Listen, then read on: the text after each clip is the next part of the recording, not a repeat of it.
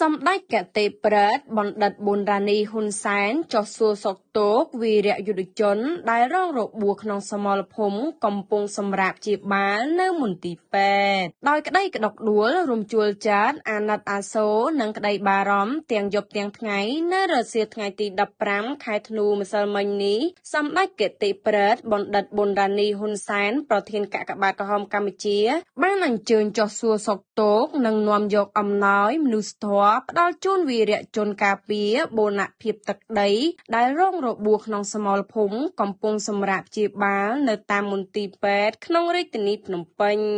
សម្ដេចកតេប្រេតបណ្ឌិតប៊ុនរ៉ានីហ៊ុនសែនតែងតែមានក្តីបារម្ភខ្វល់ខ្វាយគ្រប់វិនាទីដោយមិនរំលងនោះឡើយចំពោះសុខទុក្ខរបស់បងប្អូនវីរៈយុទ្ធជននិងក្រុមគ្រួសារព្រមទាំងប្រជាជនរងគ្រោះនិងងាយរងគ្រោះបំផុតដែលកំពុងជួបប្រទះនៅទុក្ខលំបាកព្រោះថាទុក្ខលំបាករបស់បងប្អូនប្រជាជនទាំងអស់គឺជាទុក្ខលំបាកផ្ទាល់ខ្លួនរបស់សម្ដេចកតេប្រេតបណ្ឌិតប៊ុនរ៉ានីហ៊ុនសែនក៏ដូចជាថ្នាក់ដឹកនាំគ្រប់លំដាប់ថ្នាក់ស្ថិតក្នុងក្តីដ៏ក្តុកក្តួលនេះសម្ដេចកតេប្រេតបណ្ឌិតបាននាំមកនៅព្រះរាជបណ្ដាំផ្ដាំផ្ញើសួរសុខទុក្ខក្តីអាណិតអាសូរពីសំណាក់សម្ដេចព្រះមហាក្សត្រីព្រះវររាជមាតាជាតិខ្មែរជាពិសេសការកោតសរសើរស្ងប់ស្ងាយចំពោះទឹកចិត្តដ៏អង់អាចក្លាហានហ៊ានពលីកម្មគ្រប់បែបយ៉ាងដើម្បីបូរណភាពទឹកដីដ៏កំសត់របស់យើងនិងសូមជូនពរដល់វីរៈជនគ្រប់រូបសូមឆាប់ជាសះស្បើយឡើងវិញ